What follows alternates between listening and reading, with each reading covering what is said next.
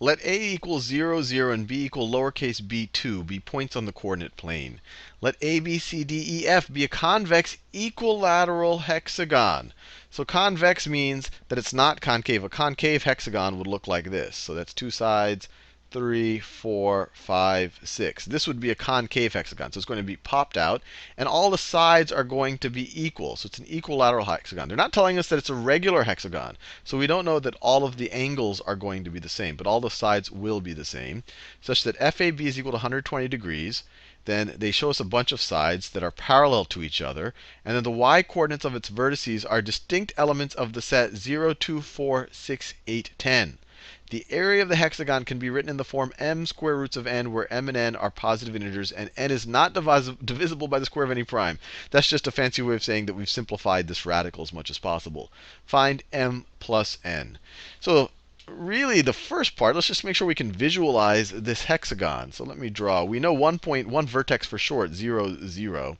So let me draw my x-axis. That is my x-axis right over there. And then my y-axis. My y-axis would look like that.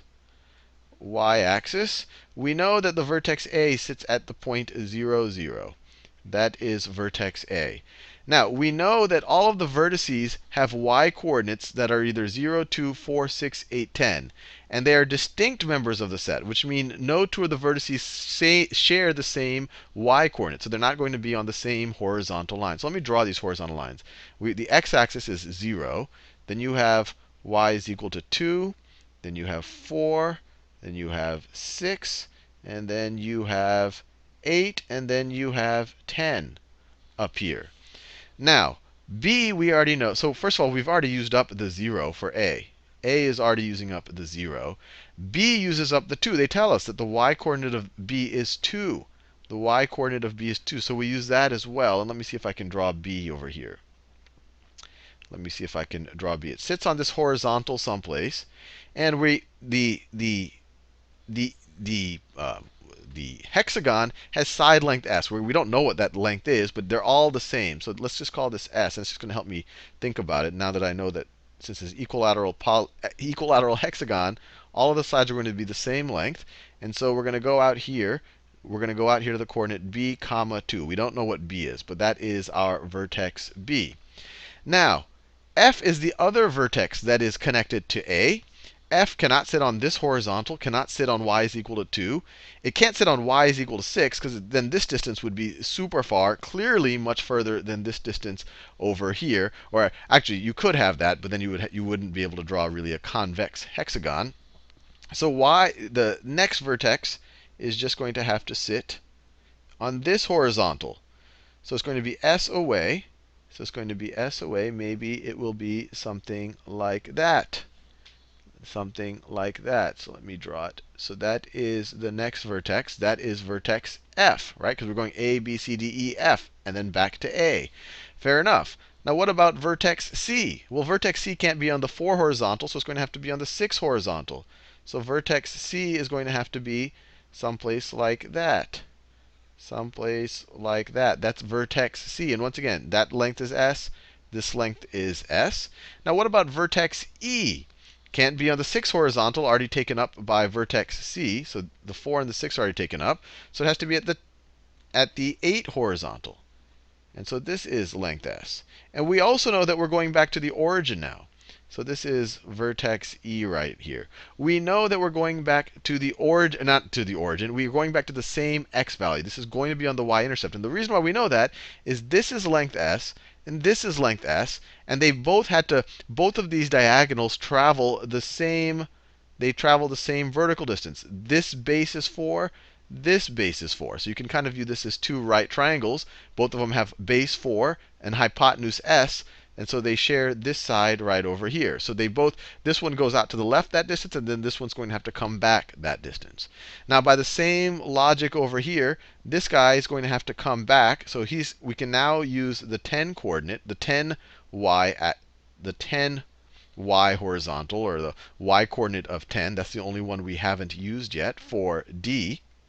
And since we came out when we had a diagonal of length S traveling 4 up, this time, same logic. We had a diagonal of length s. It traveled up 4 over here, and it moved out this distance. When we go back in the other direction and traveling up 4, you're going to go back in the same direction. So this is going to be directly on top of b. So the coordinate for d is actually going to be b, comma 10. The y-coordinate here is 10. And there we have our hexagon. We're done drawing our actual hexagon. And all this parallel line information they told us, AB is parallel to DE. So AB is parallel to DE. And this is kind of obvious here. BC is parallel to EF. BC is parallel to EF. BC is parallel to EF. And then they say CD is parallel to FA. So CD is parallel to FA. And the way that we drew it, it looks pretty clear that that is the case. Now, we need to find the area. We need to find the area of this hexagon. And it seems like a good starting point would be to figure out what S is. And to figure out what S is, it's really going to be a function of how much we've inclined this thing. So let's draw. And you can see that this isn't an equiangular hexagon, that this is kind of skewed. It's kind of, we distorted it a little bit. But all the sides are the same length. So let's just call this theta. Let's call that angle right over there theta. And then they tell us that angle FAB is 120 degrees. FAB is 120 degrees. That is 120 degrees. So this angle over here on the left, is going to be 180 minus 120 minus theta. So 180 minus 120 is 60. So this angle over here is 60 minus theta. Now the reason why I did that is because we have some information. We know that we traveled up 4 over here, and we know that we traveled up 2 over here. And maybe we can use that information to solve for S, because S is the hypotenuse of both of these right triangles that I just constructed. Let me draw them. So this right triangle right over here, I could draw it like this. I could draw it like this. So I have S, I have theta, and I have 2. That's this right triangle right over here. This right triangle looks like this. It looks like this. This angle is 60 minus theta, and this height over here is 4. So let's see what we can do to solve for S. This triangle on the left, or it was on the right over here, this triangle says, if we take the sine of theta is equal to the opposite over the hypotenuse. It's equal to 2 over S. This triangle tells us that the sine, and remember, this hypotenuse over here is also S. The sine of 60 minus theta, is equal to 4 over S. And if we want to set these equal to each other, we could multiply this guy by 2 on both sides. So you could say 2 sine of theta is equal to 4 over S. Sine of 60 minus theta is also equal to 4 over S. So we can set them equal to each other. So we have 2 sine of theta. We have 2 sine of theta is equal to sine of 60 minus theta. And then we could use some of our trig identities. We know the sine of a minus b is the same thing. The sine of a minus b, this is equal to the sine of a times the cosine of b, or I should say theta in this case. So sine of 60 minus theta minus, this is just a standard trig identity. That calls the difference, sum and difference identity, minus cosine of 60 times the sine of theta, And all of this is equal to 2 sine of theta. Well, sine of 60 degrees, this is square root of 3 over 2. Cosine of 60 degrees is 1/2. So we could add 1/2 sine theta to both sides of this, and what are we going to get? So we're going to add 1/2 sine theta. Then this guy's going to go away. And then you add 1/2 sine theta to 2 sine of theta, which is really 4/2 sine of theta. So that's going to be 5/2 sine of theta. So I'm just adding 1/2 sine theta to this. So it's 5/2 sine of theta is equal to square root of 3 over 2 cosine of theta. Square root of 3 over 2 cosine of theta. Right? I added 1/2 sine theta to both sides of this to get this. Now I can multiply both sides by 2 just to simplify it. So I get 5 sine of theta 5 sine of theta is equal to the square root of 3 cosine of theta. Now I want to use the identity sine squared of theta plus cosine squared of theta is equal to 1. So let me just square both sides, and that also help us with this radical. So we'll get 25 sine squared of theta is equal to square root of 3 squared is 3. Instead of writing cosine squared of theta, let's just write that's 1 minus sine squared of theta, right? Cosine squared theta is 1 minus sine squared of theta. I just squared both sides. Let me just write what I just did. I just squared both sides. And so we get 25 sine squared theta is equal to 3 minus 3 sine squared theta. We can add 3 sine squared theta to both sides. We get 28 sine squared theta is equal to 3. Or that the sine squared of theta, home stretch, is equal to 3 over 28. Or we could even write that sine of theta is equal to the square root of 3 over 28. So it's equal to the square root of 3 over 28. Now we could simplify that. 28 is 4 times 7. We could take it out. But that's good enough for now. That maybe, we'll simplify it later if we have to. Sometimes these are easier to deal with. So let's see. Over here, so we have the sine of theta. Now we can relate that actually to s.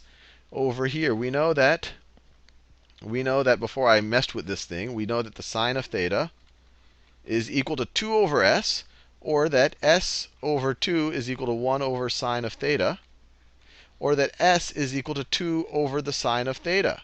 Well, we know what sine of theta is. It's square root of 3 over 28.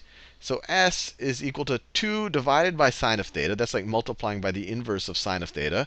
So that's 2 times the square root of 28 over 3. 28 over 3. So that is, we figured out our s. 2 times this thing over here. Now, given that we know an s, let's see how we can figure out the area. Well, what immediately pops out is that we have this triangle over here that has height, or I should say maybe its base, if you view it sideways. Its base is 8. Its base is 8.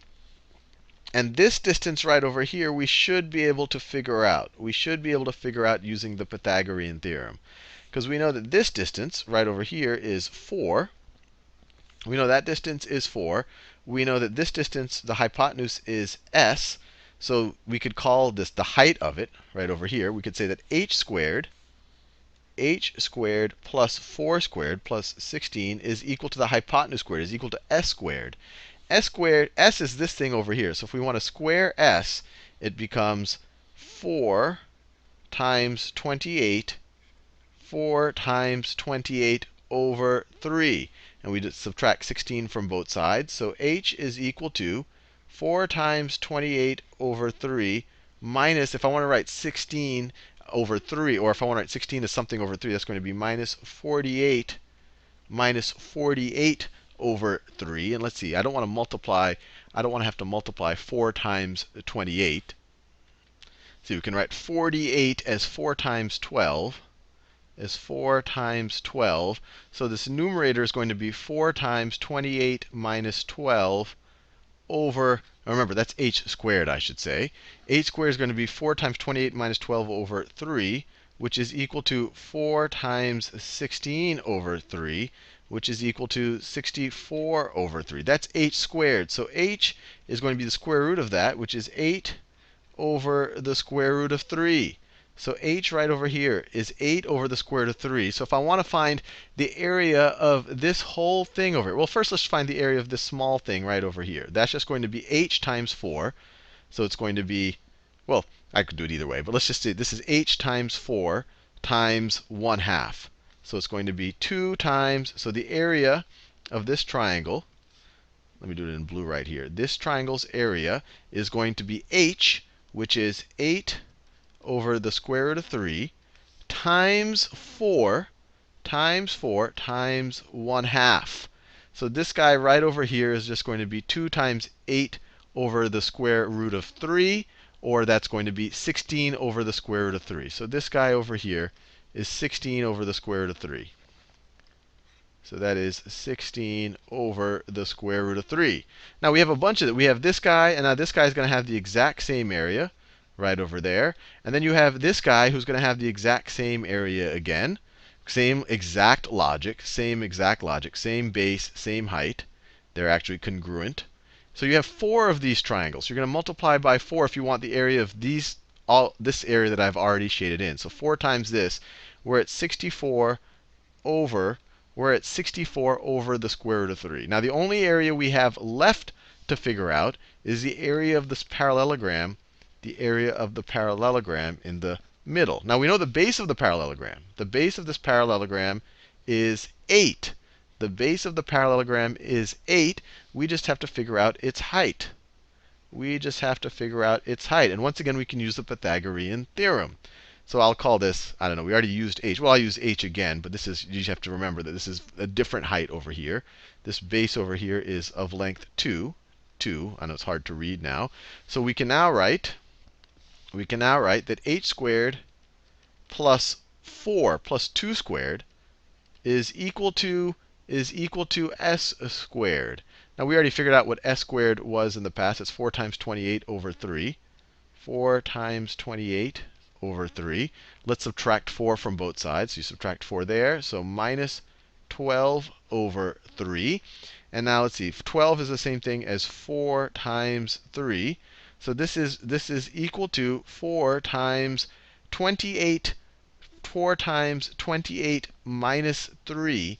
So that's 4 times 25 over 3, which is equal to 100 over 3. That's h squared. So this h is going to be equal to the square root of this, which is 10 over the square root of 3. This is 10 over the square root of 3. So this distance right over here is 10 over the square root of 3. So if we want the area of this parallelogram, it's going to be that height times the base of the parallelogram. So the parallelogram is going to be 8 times 10 square roots of 3, or 80 square roots of 3. 80. Oh, no, let me be very careful. This was 10 over. This is 10 over the square root of 3 is this height. So the whole area of this parallelogram is 8 times 10 over the square root of 3. It's 80 over the square root of 3. So our entire area now, if we add everything together, we have 64 square roots of 3 for these 4 triangles, plus 80 over square root of 3. So let's add it together. So we have 80 over square roots of 3 for the parallelogram, plus 64 over square roots of 3 for the triangle parts. And this is equal to 144 over the square root of 3. We can rationalize the denominator, so times the square root of 3 over the square root of 3. And in the denominator now, we're going to get a 3. 144 over 3 is going to be what? That's 48, right? 3 times 40 is 120. 3 times 8 is 24. So it's going to be 48 square roots of 3 for the area of our entire hexagon. And so we have it in the form 48 square roots of 3. So if you want to find m plus n, it's 48 plus 3, which is 51. That was a tiring problem. My brain started to fry near the end of it. I had trouble keeping track of things. Anyway, hopefully you enjoyed that.